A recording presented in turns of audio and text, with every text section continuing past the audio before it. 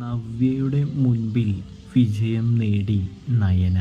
അങ്ങനെ പ്രിയ പ്രേക്ഷകരെ, കൂട്ടുകാരെ, നവ്യയും അഭിയും കൂടാതെ ഡേവിഡും എല്ലാവരും വളരെയധികം പ്രതീക്ഷയിലാണ് തങ്ങൾ വിജയിക്കുമെന്ന്, തങ്ങളുടെ വിജയം ഉറപ്പാണെന്ന്.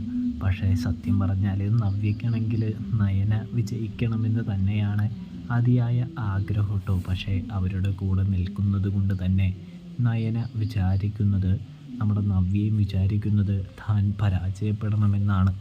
അതുകൊണ്ട് തന്നെയാണെങ്കിൽ നമ്മുടെ നയനയാണെങ്കിൽ വാശിക്ക് നിൽക്കുകയാണ്, വാശിക്ക് മത്സരിക്കുകയാണ്. ഒടുവിലതാ ആ റിസൾട്ട് അനൗൺസ് ചെയ്യുമ്പോൾ വീണ്ടും ഒരു അട്ടിമറി സംഭവിക്കുന്നു. AN ജ്വല്ലറി എന്ന ഇപ്പോൾ പെട്ടെന്ന് മുളച്ച് വീണ അഭിയുടെ അച്ഛനായ നാഗേന്ദ്രൻ്റെ ജ്വല്ലറിയെ വീണ്ടും പരാജയപ്പെടുത്തിക്കൊണ്ട് പാരമ്പര്യങ്ങളുടെ മൂല്യമുള്ള തറവാടിത്തമുള്ള മൂർത്തിസ് ജ്വല്ലറി വീണ്ടും വിജയം കൈവരിച്ചിരിക്കുന്നു.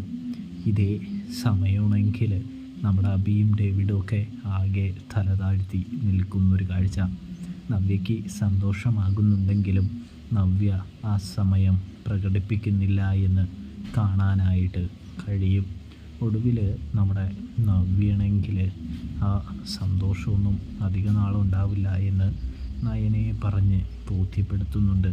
അതായത് നയനയാണെങ്കിൽ അവരുടെ മുൻപിൽ വെച്ച് കപ്പ് ഉയർത്തിപ്പിടിക്കുമ്പോൾ നവ്യ ചെല്ലുന്നുണ്ട്.